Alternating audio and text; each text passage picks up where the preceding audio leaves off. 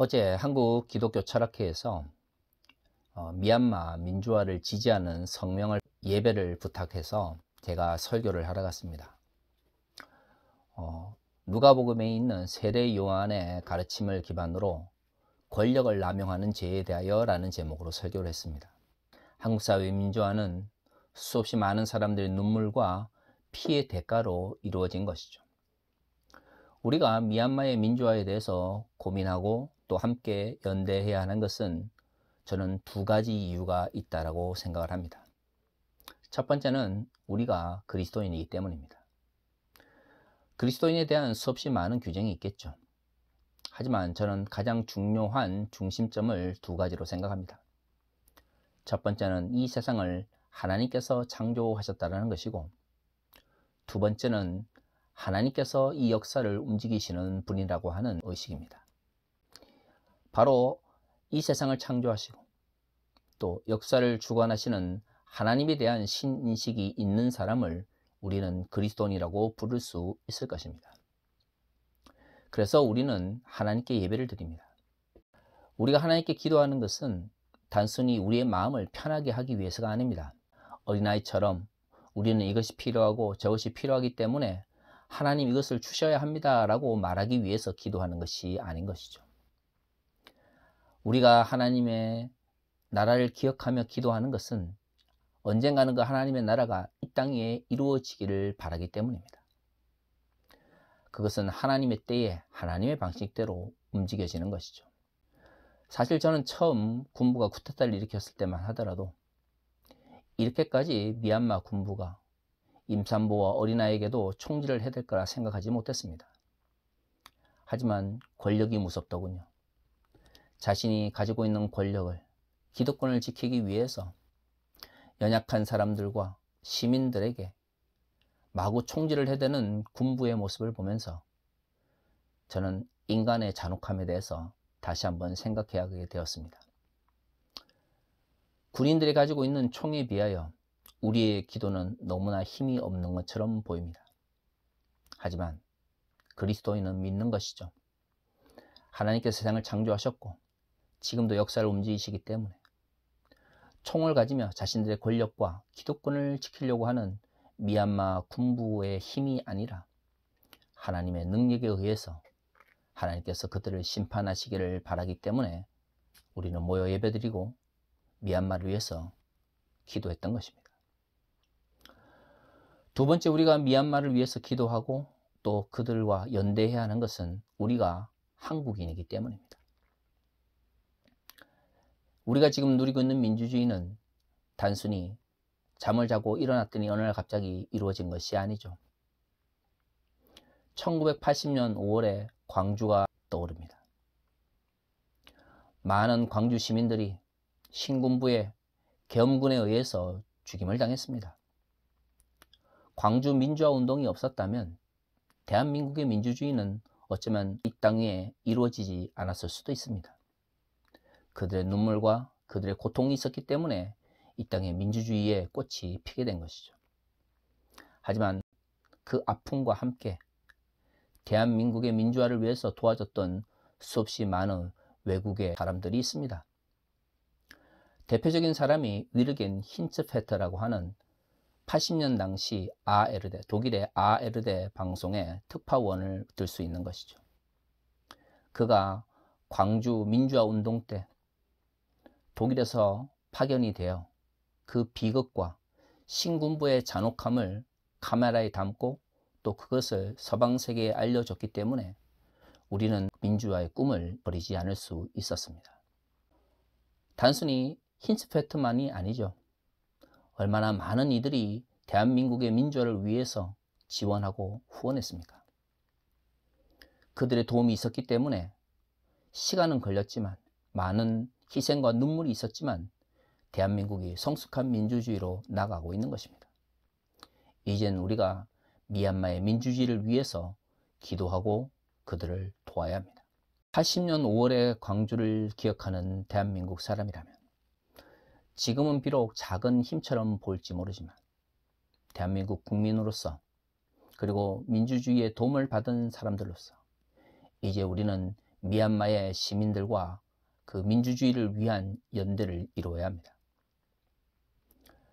저는 그리스도인으로서 하나님께 미얀마의 민주주의를 위해서 기도하며 대한민국의 시민으로서 그들을 돕기 위해서 적극적으로 나설 생각입니다.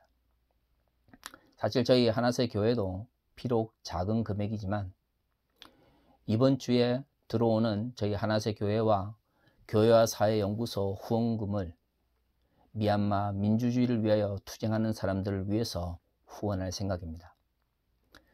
뜻을 같이 하시는 분들이 계시면 함께 동참해 주시기 바랍니다. 민주주의라고 하는 것은 어느 날 갑자기 이루어지는 것이 아닙니다. 수없이 많은 시민들의 눈물과 피의 대가가 있어야 이루어지는 것이죠. 그럼에도 불구하고 성숙한 민주주의로 나아가는 것은 결코 쉬운 일이 아닙니다. 사실 21세기를 살아가는 대한민국의 시민들이 고민하는 것이 무엇이겠습니까? 어떻게 하면 우리가 더욱더 성숙한 민주주의를 이 땅 위에 꽃피울 수 있을까를 고민할 것입니다. 하지만 현실은 매우 차가운 것이죠. 87년 체제가 들어서고 나서 그 이후에 대한민국의 역사를 살펴봅시다. 87년 체제로 민주주의의 기본적인 틀은 이루어졌지만 60 체제가 들어서면서 신군부의 정치적인 억압은 지속되었습니다. 권위주의 정부가 또 5년을 차지했던 것이죠. 그 이후에 김영삼의 민주정부가 들어섰습니다. 100% 민주주의로의 전환이 일어났다기보다는 군부 독재 체제에서 민주주의로의 전환기가 있었던 것이죠. 그리고 10년간의 민주정부가 있었습니다. 하지만 10년 동안 민주정부가 이루어냈던 것은 우리가 기대했던 것에 비해서 많이 부족했죠. 그 결과가 무엇입니까? 또 10년 동안의 권위주의적인 정부가 들어섰습니다. 그리고 다시금 민주정부가 5년 동안 지속되었습니다. 말기에 이르러 또한 많은 이들이 현재 정권에 대해서 실망하고 있죠. 그리고 그것이 현실로 나타나고 있습니다. 좋습니다. 민주주의라고 하는 것이 끊임없이 정권의 교체를 통해서 그리고 시민들의 열망에 의해서 만들어져 간다는 것은 저도 인정을 합니다. 하지만 기존의 민주정부가 그 역할을 제대로 못했다면 보다 진보적인 제안, 진보적인 정책을 내세우는 정당과 정권을 지지해야 그 나라의 민주주의가 발전하는 거 아니겠습니까? 제가 아직도 한국 사회의 민주주의가 성숙하지 못하다고 생각하는 것이 권위주의 정부에 실망하여 민주정권을 뽑고 민주정권을 실망해서 다시 권위주의 정권을 뽑는다고 하는 것이 도무지 이해가 되지 않기 때문입니다. 정말로 민주주의에 대한 미래를 꿈꾼다면 민주정권이 잘 하지 못했을 때 왜 보다 대안적인 정책을 내오는 정당이나 정권, 진보적인 정권에 지지를 하지 못하나요? 권위주의 정권과 과거 신군부나 군사 독재에 협력했던 사람들을 지지하는 것이 어떻게 민주정권에 대한 심판이 될 수가 있습니까? 한국의 민주주의가 지금 이만큼 발전할 수 있었던 것은 후퇴할 때에 조금 후퇴하고 진보할 때에 한 걸음 많이 나아갔기 때문입니다. 하지만 그렇다고 해서 민주주의 후퇴를 너무나 당연한 역사적 발전 과정으로 이해해서는 안 되는 것이죠.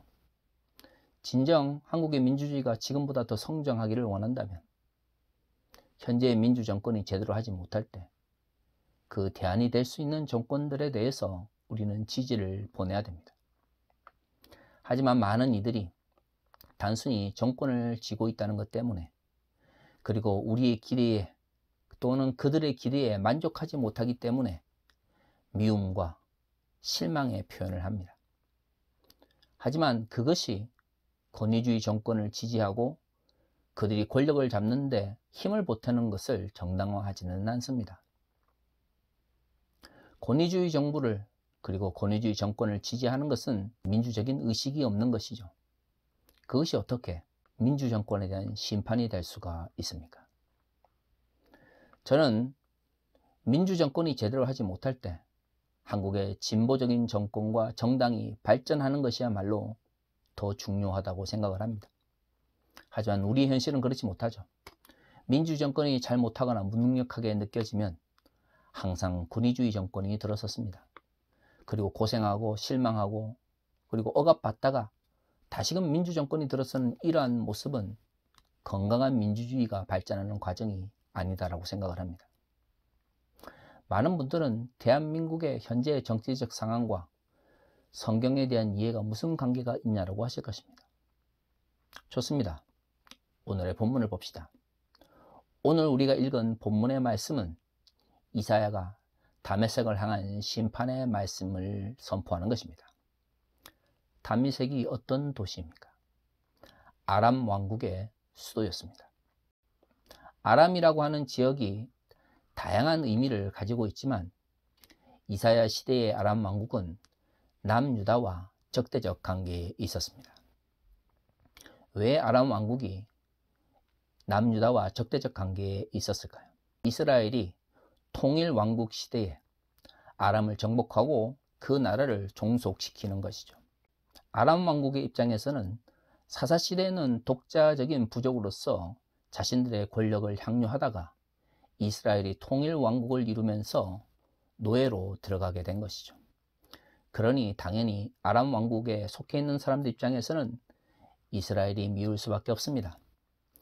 그런데 재밌는 것은 전성기를 누리다가 이사야가 활동하던 시대가 오면 아람 왕국이 힘을 잃게 됩니다. 그런데 통일 이스라엘에 의해서 종속되었던 아람 왕국은 이스라엘이 남과 북으로 나누어지자 북이스라엘과 협력을 맺어서 남유다와 적대적 관계에 있었습니다.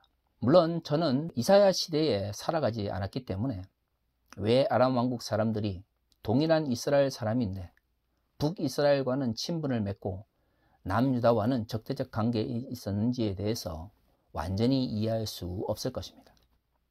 어쩌면 남유다가 강하게 다윗 왕국의 정통성을 내세웠기 때문에 다윗이 가지고 있는 아람 왕국 사람들의 적대적인 이미지가 많은 영향을 미쳤을 수도 있습니다.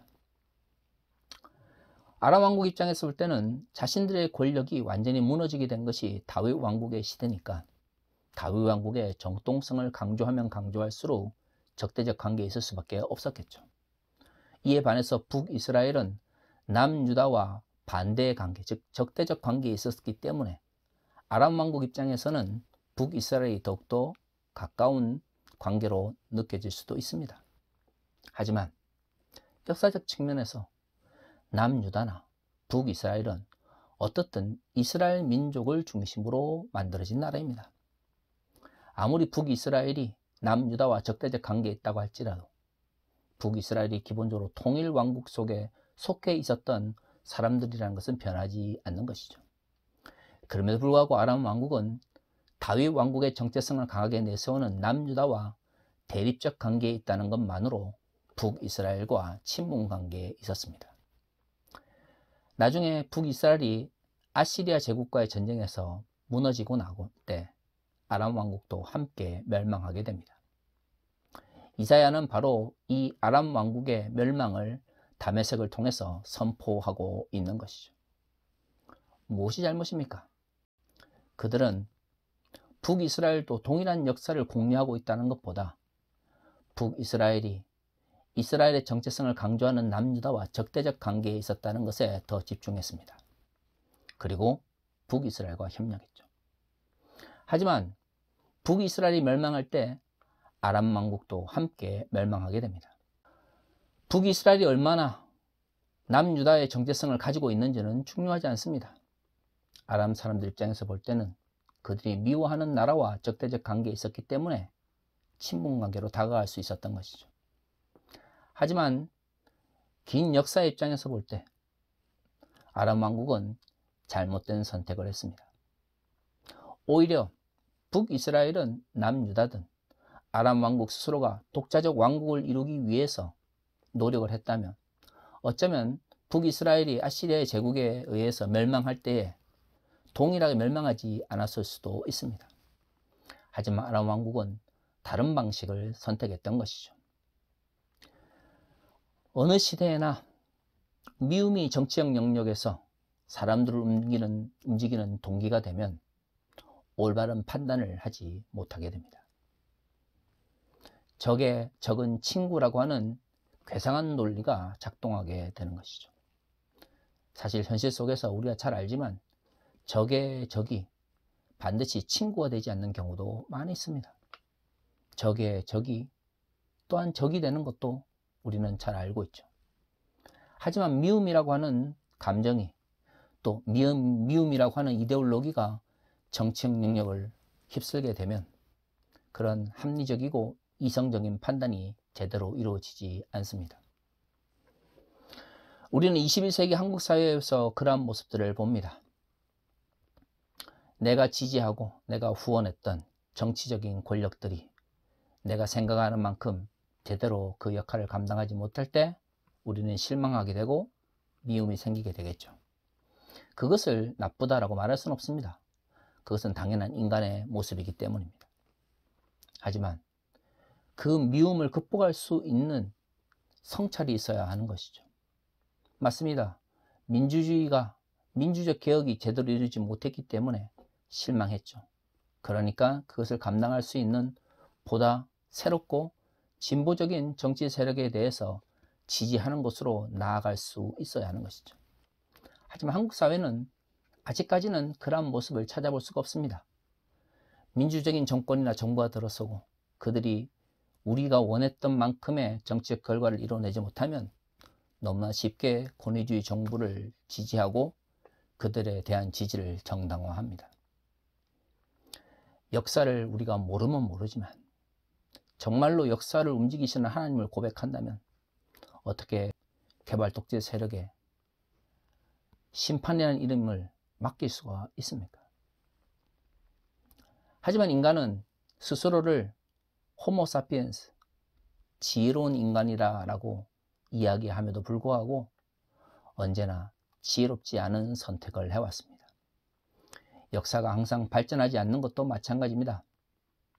언제나 성찰하고 돌아보며 역사 속에서 뭔가를 배우려고 하기보다는 지금의 미움의 감정을 정치적 영역 속에 투사하려고 하는 것이죠. 특정 정치 세력이나 사회적 집단에 대한 분노를 정치적 영역에 투사해서 그것을 기반으로 모든 문제를 해결하려고 하는 것은 파시즘의 기본적인 정치적인 이데올로기입니다. 나치 시대에는 유대인이 그 대상이었고요. 21세기 한국 사회에서 기독교 근본주의와 결합되어 있는 극우 기독교 세력은 성적 소수자들과 이슬람을 분노와 미움의 대상으로 상정하고 그 미움의 동력을 가지고 그들의 정치적 이데올로기를 정당화하고 있는 것이죠. 그러한 모습은 결코 민주주의를 발전시키지도 못하며 그리스도인으로서 하나님의 나라의 가치를 이 땅에 이룰 수도 없습니다. 왜 성찰해야 할까요? 그것은 인간이 연약한 존재이기 때문입니다. 부활절을 맞이해서 예수 그리스도의 부활에 대해서 이야기하기를 바라시는 분들도 있겠죠. 맞습니다. 오늘은 교회 절기로 부활절입니다. 하지만 우리가 신앙생활하면서 수십 번의 부활절을 맞이하지만 그 부활절이 정말로 우리의 삶을 변화시키고 있는지 한번 질문을 던져본 적이 있으십니까? 그저 부활절을 맞이하면 주께서 우리를 위해 죽으시고 부활하셨습니다. 우리에게 영원한 생명을 주셨습니다. 라고 하는 고백에 그리고 메시지에 기뻐하며 아멘 하면서 예배가 끝납니다. 그리고 끝이죠. 왜 부활이 기독교의 가르침에서 중요합니까? 죽음으로 상징되어지는 잘못된 가치, 하나님 나라와 적대적인 가운데 있는 그 가치가 그 죽음, 예수 그리스도의 십자가의 죽음과 함께 사라지고 새로운 생명의 가치가 이 땅에 세워진 날이 바로 부활절이기 때문입니다. 그렇다면 우리가 부활절을 맞이할수록 이 세상의 잘못된 가치 속에서 우리가 따라가고 있지는 않은지, 하나님의 나라 안에서 사라지고 죽어야 되는 잘못된 가치가 우리의 삶을 지배하고 있지 않은지 우리는 부활절마다 우리 자신을 성찰해야 합니다. 하지만 그러한 성찰을 강조하고 그러한 성찰을 요구하는 메시지를 듣기가 힘들어지고 있는 것이죠. 그리고는 개인적인 구원의 측면에서, 그리고 소위 말하는 영적인 구원의 측면에서만 부활의 메시지가 선포되고 있습니다. 그러니 아무리 부활절을 맞이하고 아무리 많은 부활절 설교를 들어도 우리의 삶이 달라지지 않는 것이죠. 도대체 부활의 기쁜 소식을 듣고도 삶이 변화되지 않는 그 믿음은 어떤 믿음입니까? 그저 내 마음속에 심리적으로 감동을 받는 것이 믿음이라면 그것은 성경이 말하는 구원을 얻는 믿음의 모습이 아닙니다. 나의 삶이 변화되지 않고 나의 삶의 가치가 바뀌지 않는데 어떻게 예수 그리스도의 부활을 내 마음속에 품었다고 말할 수가 있습니까? 우리가 말하는 기독교적 믿음이라고 교회 밖을 벗어나지 못한다면 그것이 어떻게 총체적인 믿음에 대한 이해라고 말할 수가 있겠습니까? 진정한 부활과 부활절의 의미는 과거의 죽음의 가치 체계를 버리고 생명의 가치 체계로 나아간다는 것을 의미합니다. 그것은 우리의 삶을 변화시키고 우리의 사회적인 삶과 우리의 정치적인 삶에도 영향을 미쳐야 하는 것이죠. 민주주의가 진정 21세기의 가치라고 믿는다면 부활절을 맞이하고 예수 그리스도의 부활을 이야기할 때에 진정 민주주의의 발전을 위하여, 성숙한 민주주의의 발전을 위해서 우리의 믿음이 어떤 형식으로인지 영향을 미쳐야 되지 않겠습니까? 부활을 이야기하는데 그저 영적인 부활만을 이야기하고 죽어서 천국 가는 것만 이야기를 한다면 그것이 어떻게 성경에서 말하는 삶을 변화시키는 믿음이라고 말할 수가 있습니까? 사랑하는 성도 여러분, 우리의 부활에 대한 믿음, 우리의 부활 신앙은 우리의 영혼과 우리의 정신과 우리의 온전한 삶의 모습을 변화시킬 수 있어야 합니다. 우리가 이 땅을 살아가면서 가지게 되는 삶의 가치, 사회적 가치, 정치적 가치에 아무런 영향을 미치지 못하는 부활 신앙이라면 그것은 성경이 말하는 부활 신앙이 아닐 것입니다. 우리가 부활절을 맞이해서 진정 고민해야 하는 것은 우리가 고백하는 그 부활의 신앙이 이 땅의 민주주의로 인하여 핍박받는 사람들을 돕고 그들을 위로하는 곳에 영향을 미칠 수 있느냐는 것입니다. 우리의 신앙이 우리가 살아가는 이 땅 위에 성숙한 민주주의를 이루어가는데 얼마만큼 영향을 미치는지에 대해서 함께 고백하는 모습이야말로 진정 예수 그리스도의 부활을 우리의 영혼과 우리의 정신과 우리의 온전한 삶의 모습 속에서 적용하는 참된 부활 신앙을 고백하는 그리스도인이라 말할 수 있을 것입니다. 다 같이 기도하겠습니다.